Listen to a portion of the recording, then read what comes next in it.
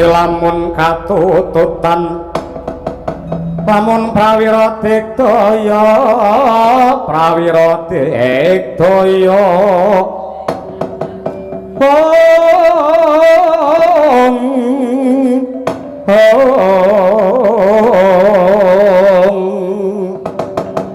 pranang kono makalya gelar makawya gelarira wang-wang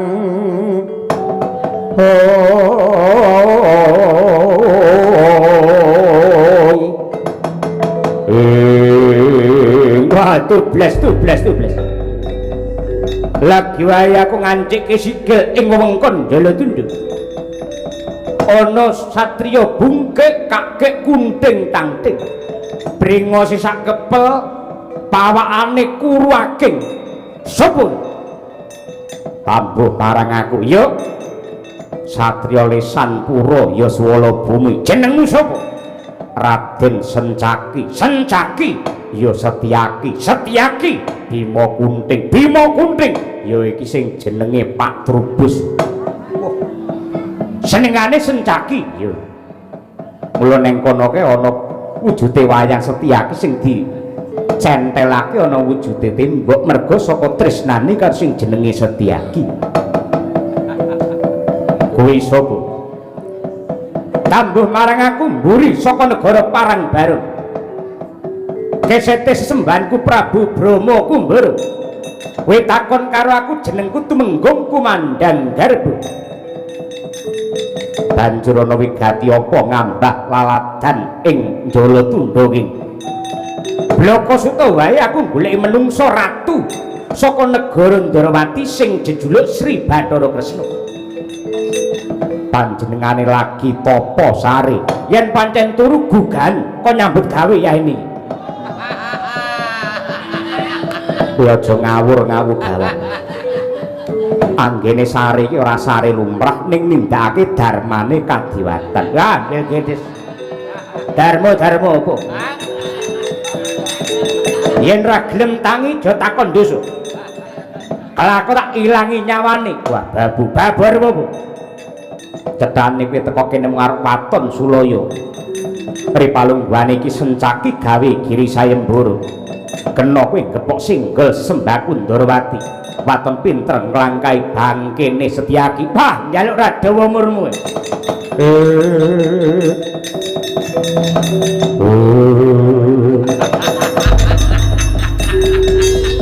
Ya ngono tok kuwi, ya ngono kuwi. Tebak dadamu cepat igamu kelayang nyawamu rondo bojomu. Hai maju para ngarsa kuwi.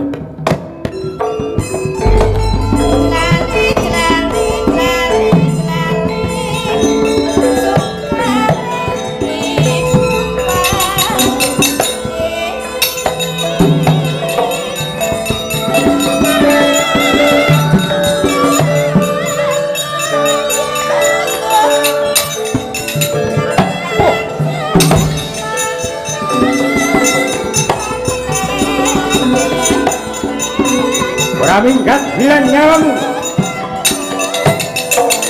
Hoi, wah, woi, tuyul, oh, at,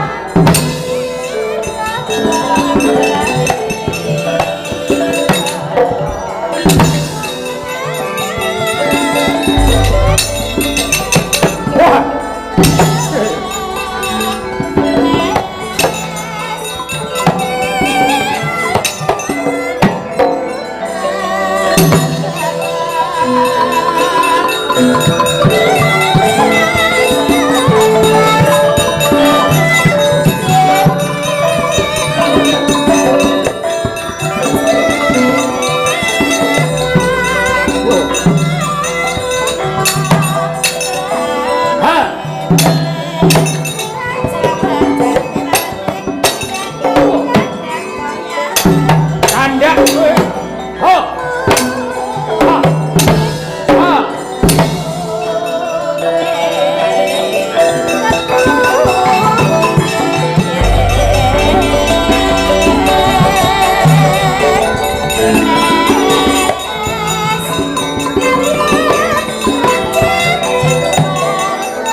Lihat,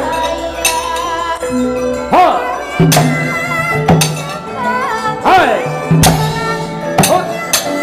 wah, pecah serang, pas, ayo sana tuh, hai,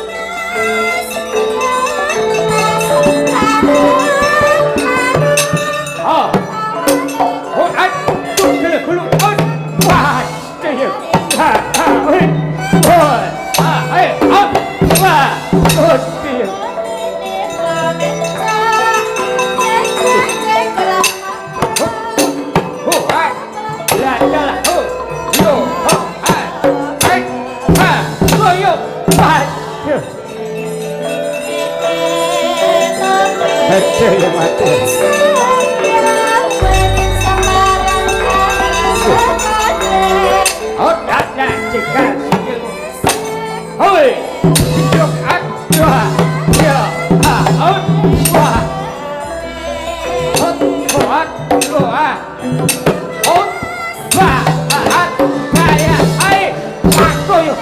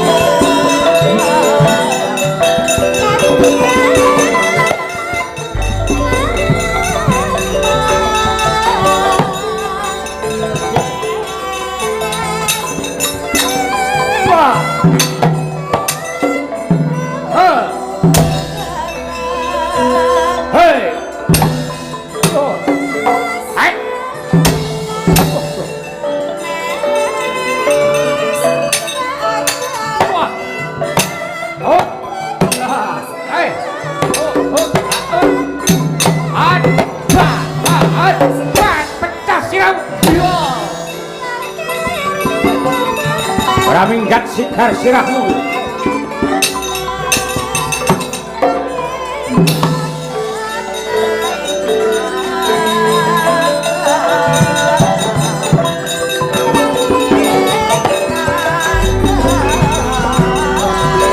Maju secaki.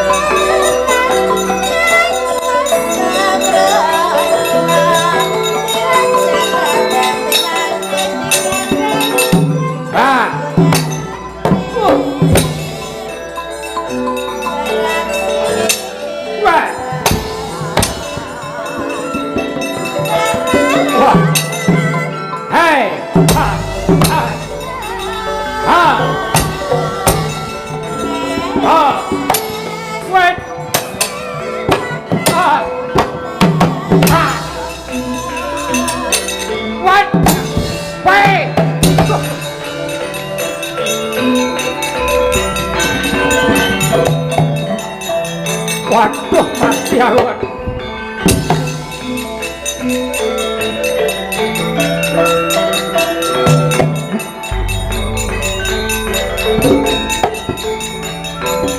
Mundur, mundur.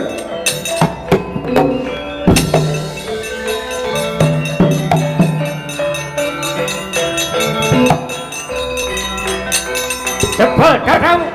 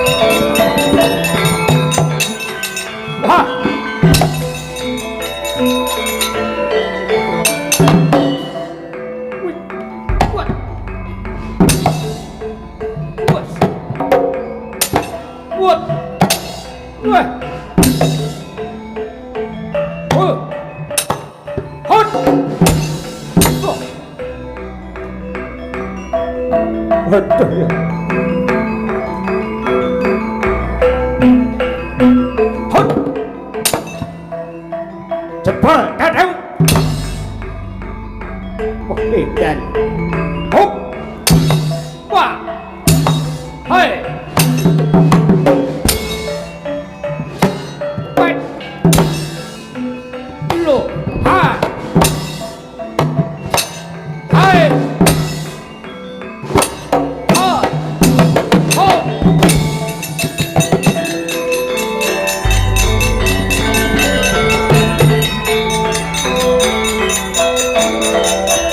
Thank you.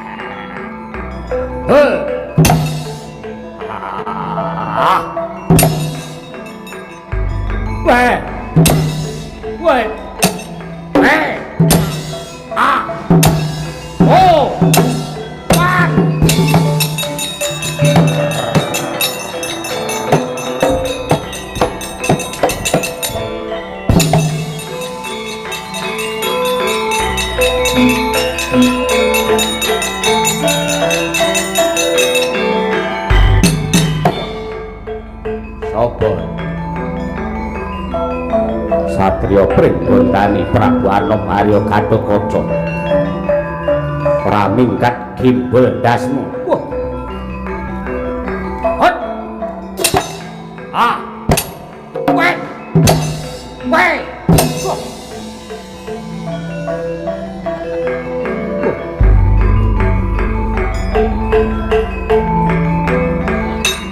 Hot. Ah. Wah.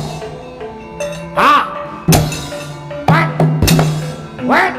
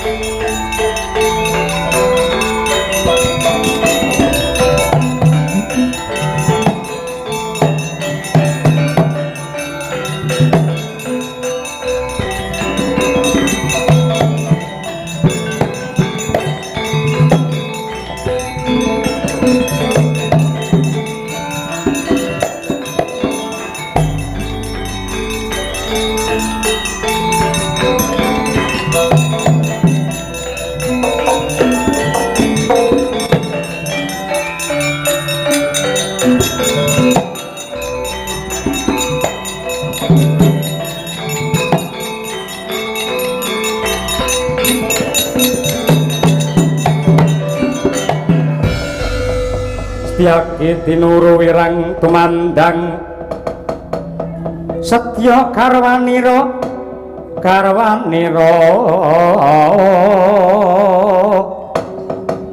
kumejot pinethok lan curi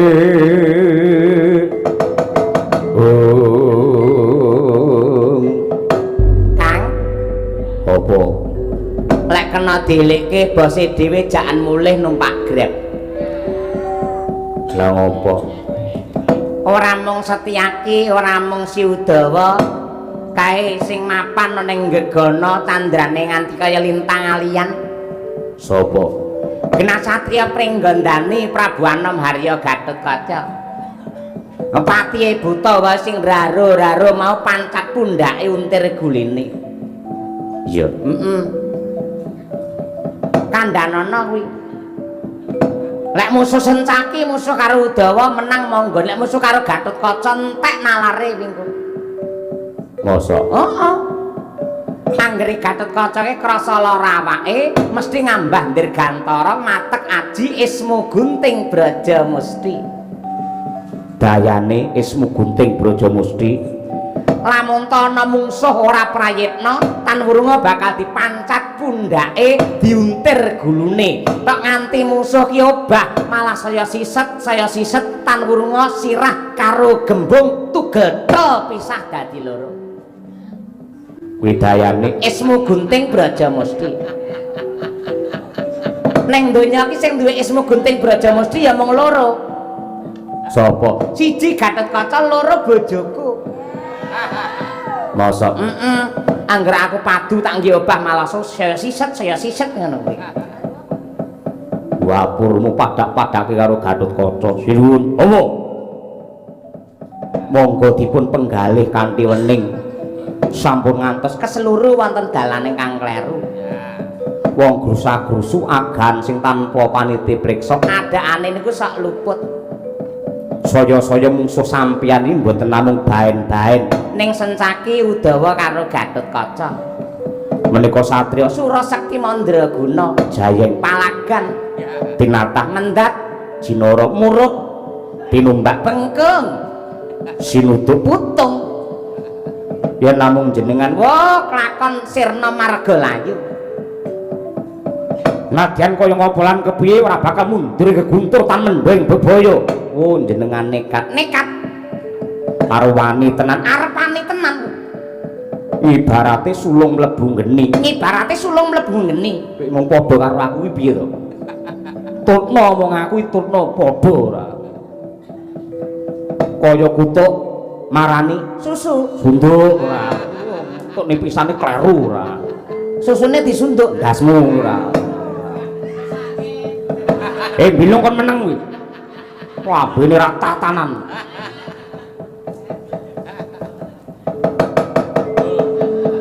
Lah wis Satpol PP-ne wis patroli. Sapa? Kena Gatotkaca sing iso mabur ya Gatotkaca. Aku ya iso mabur. Sampeyan iso mabur lek ra iso medun ngono. Nek Gatotkaca iki komplit kae. Aku ya iso mabur. Mosok Manggere duwe tiket. Nah, patroli pindho wis aku golek slamet anakku sik cilik-cilik. Iya. Nak ndelik ning jogangan kene wae aku. Aku ya golek slamet ah. Oh, iki mawon. Kabeh wong sing digoreki mung Bagas Waras karo uripe slamet.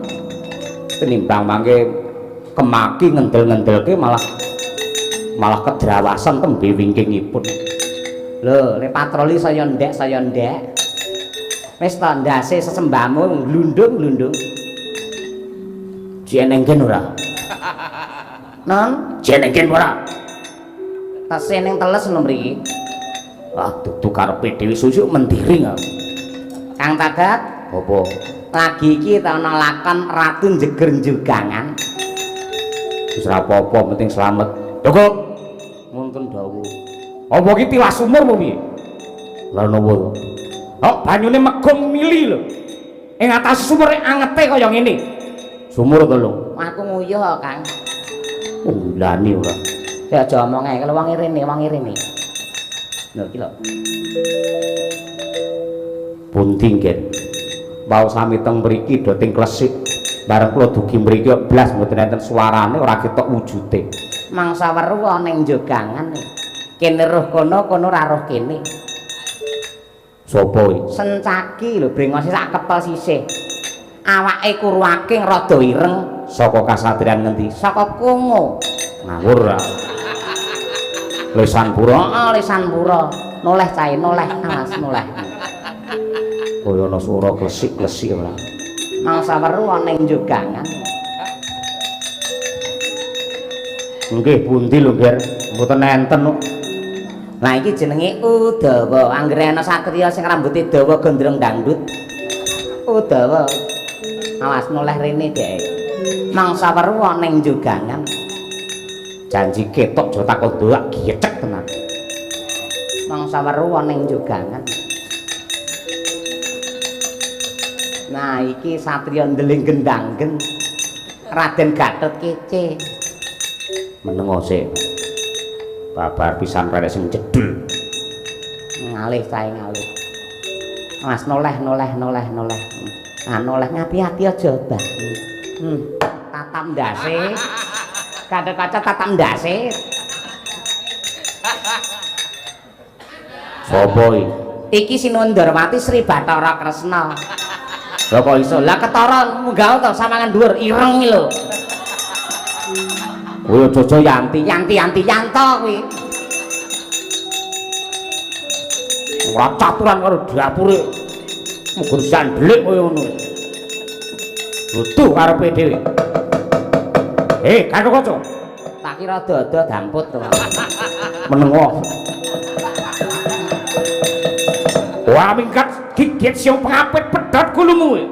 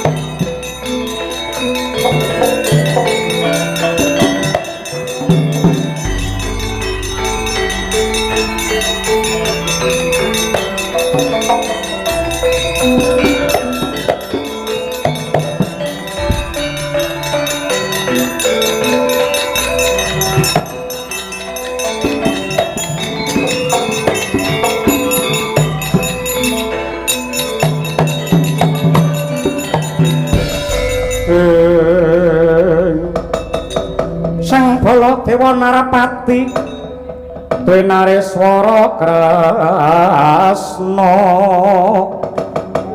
kalangkunging tresnanira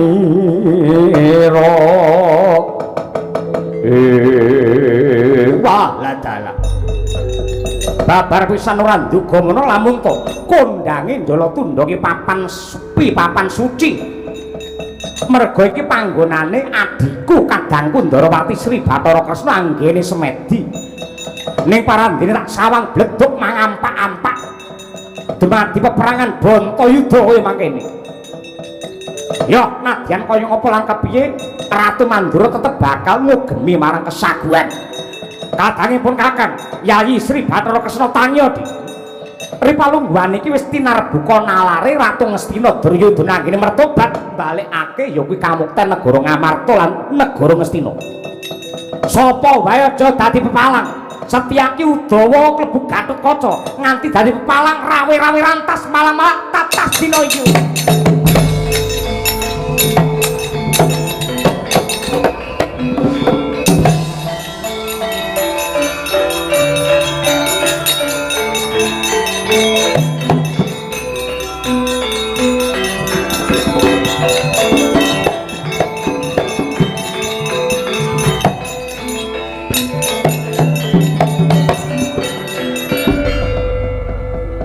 Kakang Patih Udawa inggih wonten dawuh Raden.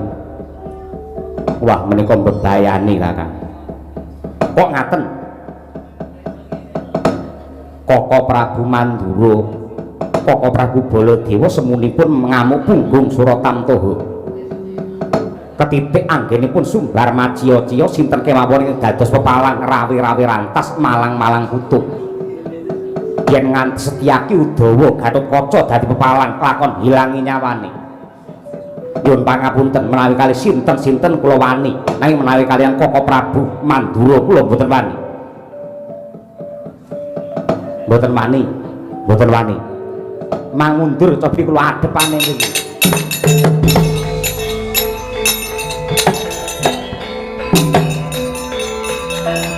Ramata Jayawata ker putrane sayuta mara sakete urip. Ampian kaya mencana.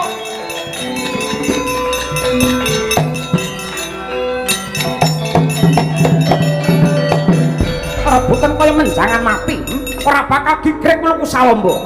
Aja mung Udawa, endi Setyaki, endi Gatotkaca, yen perlu Pandhawa kabeh kon teka kene. Janji ngalang-alangi Ratu Mandura anggen bakal mungu Yayi Kresna, ing kene bakal dadi bangke. Sembah pangabekti kula kunjuk sinuwun. Wis panas kaya sik nyembah barang. Nggih, Mu. Kula duwe tata krama, kula duwe udanegara. Kakang Udawa, nggih. Kabare sapa wae ora kena nyedhaki papan pasareane ya kuwi Yayi Prabu Sri Bathara Kresna anggene Tapanendra. Ya ngono kuwi. Nggih. Ning sing teka peran nyawang mripatmu. Iki Baladewa kadange tuwa. Nggih. Menawi sanesipun paduka Koko Prabu Mandura mboten saged nyaketi dumateng papan paremanipun Sinuwun Prabu Ndarawati, nanging menawi panjenengan mesti kemawon saged. Wong panjenengan niku kadangipun sepuh. Aku iki wakil Sudarma, wakil bapak. Lah nggih mila saking menika. Nang endi angkene Sari Yayi Kresna? Nggih kula dherekaken. Lah rak ngono timbang geger malah ora cetha kahanane. Nggih kula dherekaken teng mriku Makambang mriku. Ya. Dudu karepe dhewe malah cak rame-rame cak geger kaya mengkene. Yen liyane Baladewa monggo dialang-alangi yen aku Ratu Mandura. Aku iki kadang sepuh Yayi Kresna. Lah nggih mila saking menika. Menawi badhe mungu monggo kula dherekaken kula terke. Isih adoh mboten pun ketingal niku. Yayi Kresna sawetara suwang ngene sare ning kene. Nggih. Meling apa karo Kakang Udawa? Nggih, rumiyin menika saderengipun sare meling kalian kula. Le meling golek gamelan muni aku garu. Mboten ngoten, Dik. Kakang Udawa, anggenku turu iki ora turu lumrah ning nindakake darmane kadiwatan. Sapa wae yen bakal gugah anggenku turu elekno yen kena. Ewadene ora kena wis monggo wae. Mergo aku iki ora turu lumrah, aku iki semedi nyambung rasa kelawan Gusti Ingkang Maha Kuwasa. Elekno yen kena, ewadene yen nekat ya wis kareben. Yen ana welaking dewa ana bebendune Bathara aku sing ora tanggung jawab. Ning menika lak tiyang sanes. Menawi paduka Sinuwun Prabu Mandura mboten napa-napa, mboten badhe kuwalat. Jenengan niku kadangipun sepuh. Wakiling Sudarma. Tur panjenengan anak mbarep. Anak mbarep iki wakil wong tuwa dadi pengarepku kudu dadi tuladha ngoten niku. Dadi tiyang sanes mbok menawi kuwalat jenengan mboten kuwalat, jenengan tiyang sepuh. Mergi sinuwun. Sinuwun. Sinuwun. Nyanti. Jenengane jare kon ngeterke malah mulih ngijlik kaya ora. Mosok kandha ngono kuwi tenan ya Kresna. Nggih. Sapa wae yen nekat nggugahken turu yen ana walate dewa mung ben tampa dhewe ngono. Nggih. Yakin? Sumpah, pocong mani lho. Kok tinimbangane aku nampa welaking dewa. Aku tak jagongan karo kowe ning kene wae. Mboten sida mung ora sida ora wani aku. Nggih, monggo jagungan kalih kula. Cobi rokok jenengan napa? Rokok njaluk korek nyilih ora. Rokok njaluk korek nyilih mangan akeh, rene pilihane babar pisan.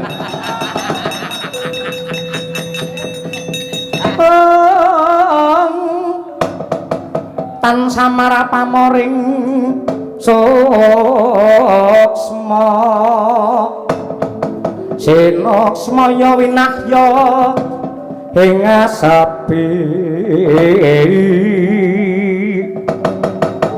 sinimpen telenging kalbu pambukaning warana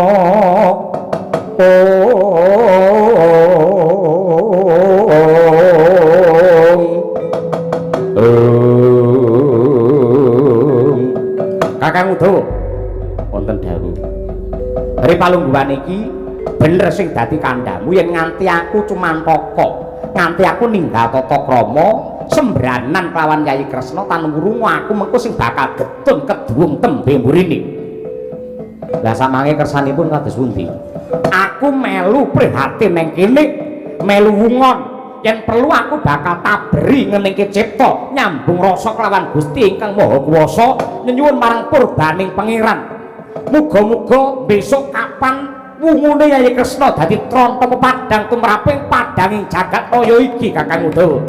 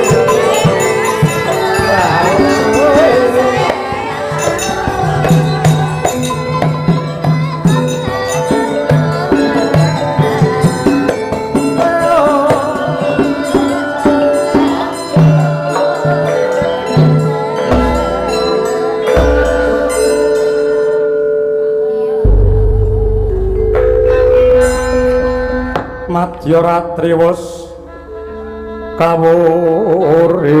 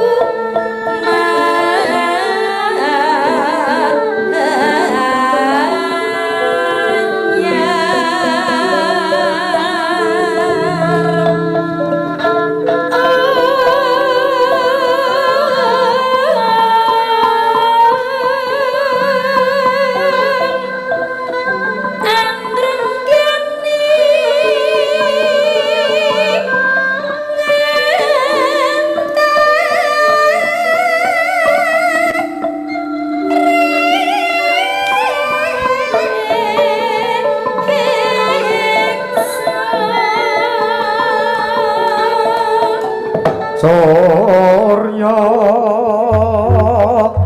Candra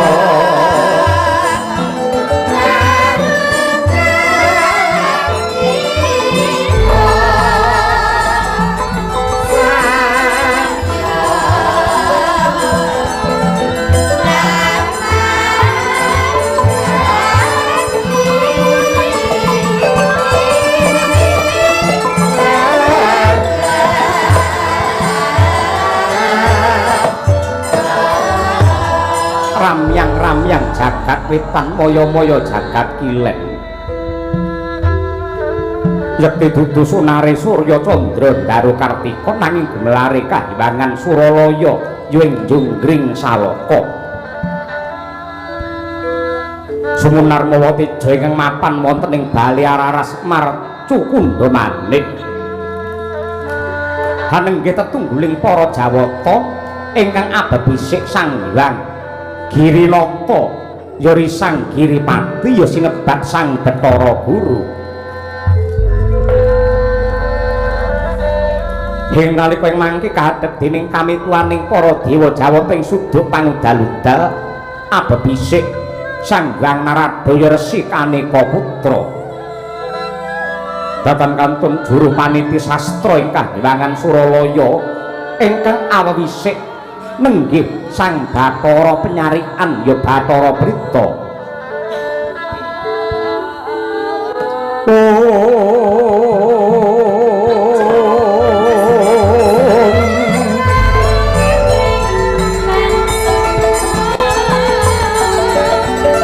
lir sapating sun kemiling panglati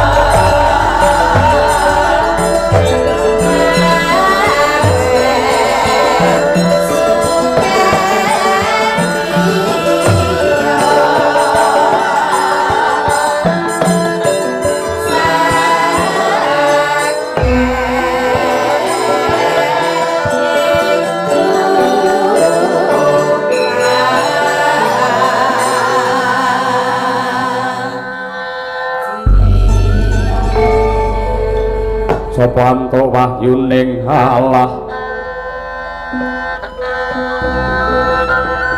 yo tumilah mangulah ngilmu bangkit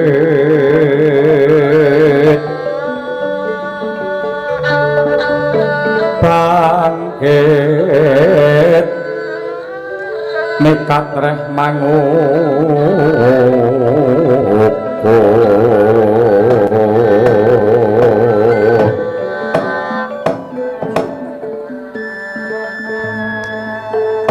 Astungkara sidam sekaring bawana langgeng Kakang Gunaresi Narada malah kalah kekencang pak pong warudayang slire buntuti acel kater punapi adi guramiji dematang ingkang ngraka Kakang sak sampunipun jengandika satata pinarak lenggah kalilan kula cumadong dawuh nalika semanten kula utusan dumateng Bathara Ganapati dewaning ilmu supados matedhak wonten ing pertapan Saptawarga amanggi dumateng Resi Wyasa lan nalika semanten Resi Kresna Dipayana sampun manabda lumantar dongeng sinerat dening Bathara Ganapati satemah dados weda utawi kitab ingkang sinebut Kitab Jitapsara ingkang cetha pratila lamungta isinipun Jitapsara kala wau hanyerat dumateng lampahing perang Bratayuda gandeng semunipun kridaning atitan kuwawa bedah garising pasti budidayane menungsa tan sembada ngungkuli purbane kang kawasa kalilan ripalungguhan samangke kepareng ambabari isinipun Bratayuda kados pundi karana mboten dangu malih perang trah Saptawarga menika badhe kelampahan dalah Adi Guru gandeng ing kadhapuk mongko dados paniti sastra tumraping Kahyangan Suralaya menika pun Bathara Panyarikan dasaripun weda Jitapsara menika sampun dipun beta dening Panyarikan prayogipun Panyarikan kemawon supados maos ingkang kanthi terwaca bab isinipun Bratayuda ingkang senerat wonten ing Weda Citapsara. Marma kang mangkono panyarikan kawula nuwun wonten timbalan ingkang ngadhawuh. Maragake maju lungguhmu matura sing kanthi gamblang lan wijang wacanen surasaning Weda Citapsara ingkang kanthi tetela panyarikan.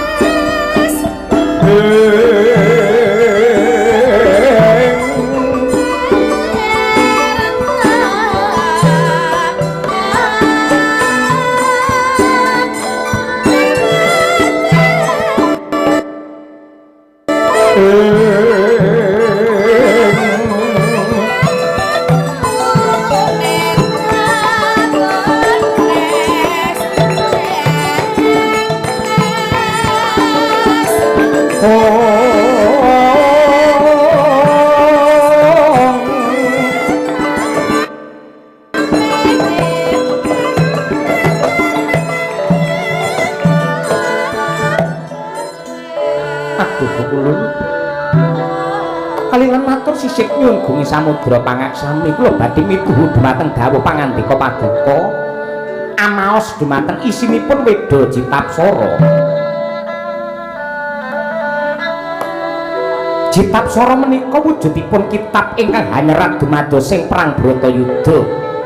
Perang ingkang hanetepi dumateng Brata utawi laku utama antawisipun Pandhawa lan Kurawa. Dene matanipun wonten ing Tegal Kurusetra. Tegal tegesipun ora-ora amba, kuru namining darah, setra pakuburan. Bratayuda wenang sinebat perang ageng karana kathah senopati satriya prajurit ratu ingkang gugur wonten madyaning palagan. Lan Bratayuda ing benjang badhe dumados 18 dinten. Dinten ingkang sepisan nenggih lampahan Kresna Duta. Prabu Kresna ingkang minangka cundhakanipun para Pandhawa angantep dumateng raosipun Duryudana. Satemah Duryudana sumpah prasetya hanetepaken Bratayuda dadi. Sasampunipun Bratayuda menika kelampahan nembe dinten ingkang kaping 6 wonten senopati ingkang gugur. Nenggih putra Wirata atmajanipun Prabu Matsapati, nenggih pun Raden Utara ingkang pejah kasulayak. Kalajengaken dinten ingkang kaping 7 nenggih Raden Wiratsangka kadang anemipun Utara ugi gugur pengawak Kusuma Bangsa. Dinten ingkang kaping 8 nenggih lampahan Seta Ngraman saklebetipun Raden Seta Buminjaya ngamuk wonten ing Tegal Kurusetra lajeng dipun sampurnakaken dening Pendhita Talkanda Sang Mahatma Bisma. Dinten ing kaping 11 nenggih lampahan Bisma gugur sedanipun Pendhita ing Talkanda ingkang dipun sampurnakaken dening Senopati Putri garwanipun Arjuna saking Pancala nenggih pun Wara Srikandi. Kalajengaken dinten ingkang kaping 11 nenggih lampahan Abimanyu ranjak gelar baris rakitanipun Resi Durna nenggih Makara Biyuha kalajengaken Cakra Biyuha satemah ndadosaken Abimanyu candranipun kados landhak wiwit saka pucuking rambut ngantos jempol sikil wontenipun namung jemparing pating crungat. Karana lampahan ingkang kebak prihatos kala wau kadangipun sepuh Abimanyu nenggih pun Gatotkaca nadyanto ing wanci dalu magut Suranendriya ngamuk punggung wonten madyaning Tegal Kurusetra mila wonten lampahan suluwan Gatotkaca gugur. Kalajengaken dinten ingkang kaping 12 nenggih Durna tigas Resi Durna pejah dening satriya ing Pancala nenggih pun trusta jemena gumlundung sirahipun kinarya dal-dalan. Dinten ingkang kaping 13 nenggih lampahan Jambakan Dursasana gugur dening Werkudara. Dinten kaping 14 nenggih mustikaning Bratayuda Karna tinandhing guguripun Sang Senopati Agung Basukarna dening panengah Pandhawa pun Raden Arjuna. Dinten ing kaping 15 nenggih lampahan salya gugur dening pambayune Pandhawa Sri Puntadewa. Dinten ing kaping 16 nenggih lampahan Sengkuni Beset. Dinten ing kaping 17 lan 18 nenggih rubuhan Duryudana gugur dening panenggak Pandhawa pun Werkudara. Menika kulun isinipun Weda Jitapsara ingkang anyerat dumadosipun Bratayuda ingkang dangunipun 18 dinten. Iya. Banget panarima ulun panyarikan Kakang Narada. Pak punapi Di? Kados taksih wonten satriya lan ratu ingkang dereng kapacak wonten ing perang Bratayuda. Nenggih satriya ing jangkar bumi pun Antarja Tuwi Narendra ing Mandura Prabu Baladewa dereng kapacak wonten ing perang Bratayuda. Lah lajeng keparingipun adi guru kados pundi? Panyarikan aja wedi kangelan mara gagi tulisen Bratayuda ora mung 18 dina ning ditambahi 19 dina. Dina ingkang pungkasan tandhingi Antarja kelawan Baladewa satemah Antarja Baladewa mati sampyuh ana madyaning Tegal Kurusetra.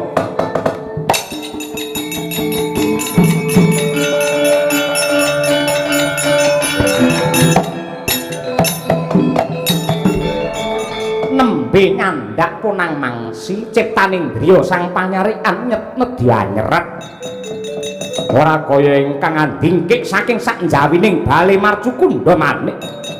Hanengge Sang Wisnu ya Sang Narayana semunipun boten condong ing rasa boten golong ing sedya.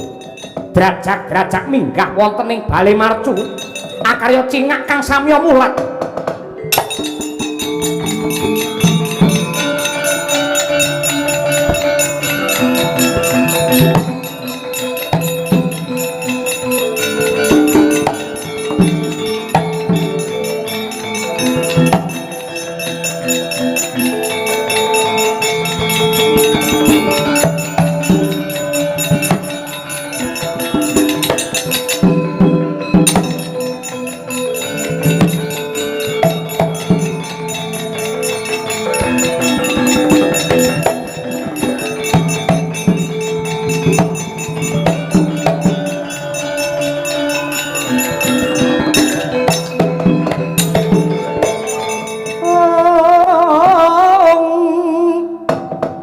Eka bumi dwi sawah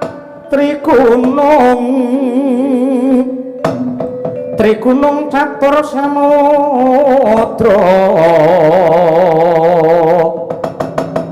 Pancataru sapangonan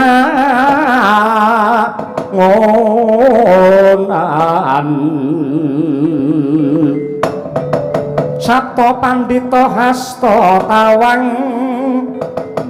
Nawadiwata saratu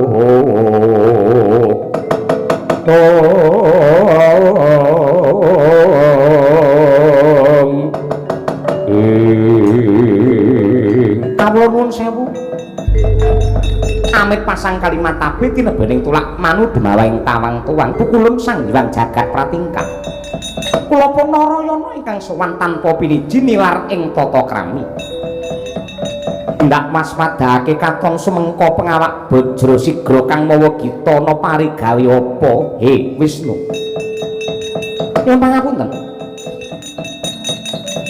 nadyanto saking Jawi kula sampun nyuraos lan mirengaken bab isinipun Weda Jitapsara yektosipun leres ing dados sabdanipun Sang Pandhawa gundul kae lho mboten niku Bratayuda menika dados telung perkara nuwun sewu. Sepisan tagih tinagih antarane utang piutang, angka kalih menika luwari nadar utawi kaul, angka 3 sirnane angkara murka. Nuwun sewu.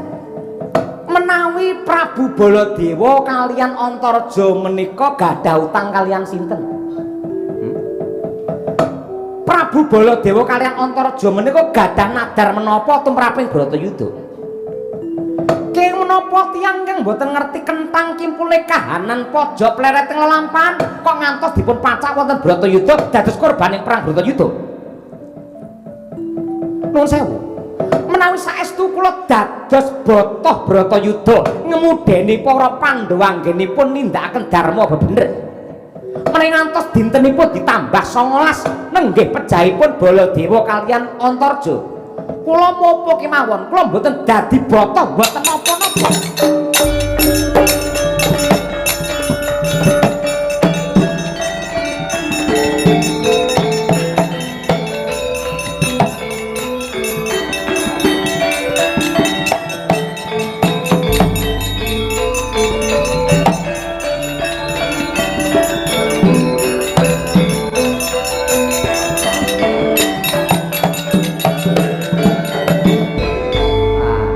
Aja ngono Narayana. Urung-urung wis mutung iki piye karepmu? Pun mboten saged dibotoh kemawon lho. Kok tak nyiter kemawon. Lah tak muni ya muni terus kuwi nyiter ngono. Iki nimbang abot mangke manah kula karena mboten cocok kalian raos kula. Pripun menika Di Guru? Narayana malah mutung kados mekaten menika. Iya, Narayana. Lamun to ndak nalar, lamun to ndak gagas bener kang dadi atur kita. Iya. Ora bakal ndak tambahi Bratayuda tetep 18. Nah, kula candha meneh 18. 18 iku angkanipun 1 kalian 8 yen dijumlah dadi 9. 9 menika kamenanganipun para Pandhawa ngoten. Lagi ngaten ta Di Guru? Kirangan. Malah ripalungguhan iki gandeng Narayana wis ngerti surasaning Jitapsara. Weda Jitapsara ndak paringake kelawan jeneng kita nanging ulun mundhut liru. Ya kuwi ingkang awujud kembang Jayakusuma. Ing Bratayuda kembang Jayakusuma ora bakal ana dayane merga Senopati ingkang gugur ana madyaning palagan wis ginaris dening Pasti. Ginaris dening Kodrat. Mula wis ora bisa diuripake maneh. Nun inggih boten langkung sendika ngestakaken dawuh. Mara gage maju lungguhmu. Muga-muga pengasih saka Hyang Agung tansah dadi pepayung tumrape jeneng kita Narayana.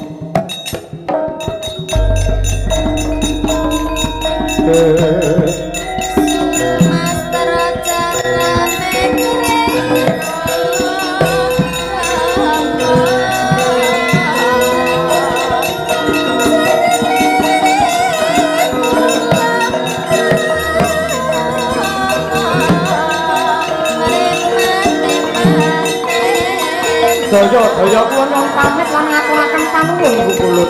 Iya. Sedya ayu manggih rahayu wis.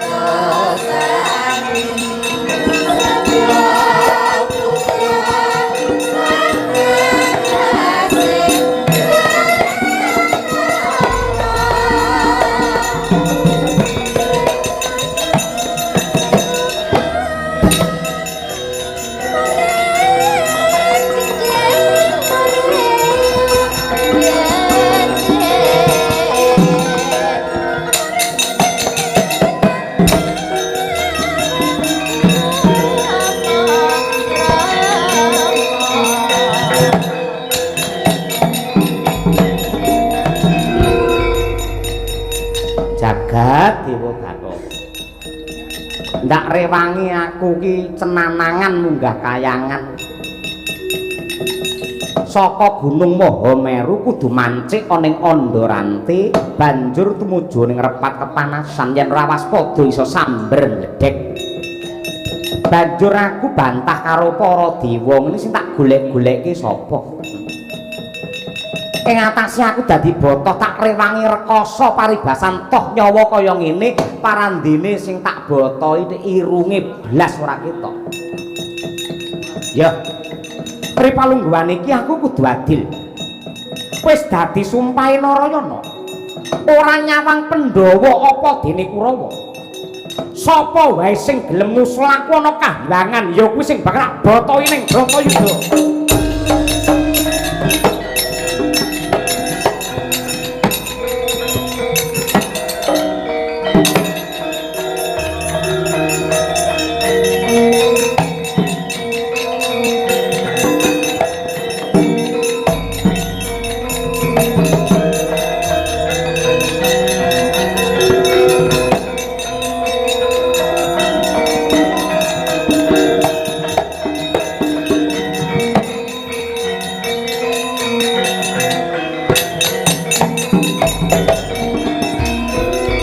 Ya kon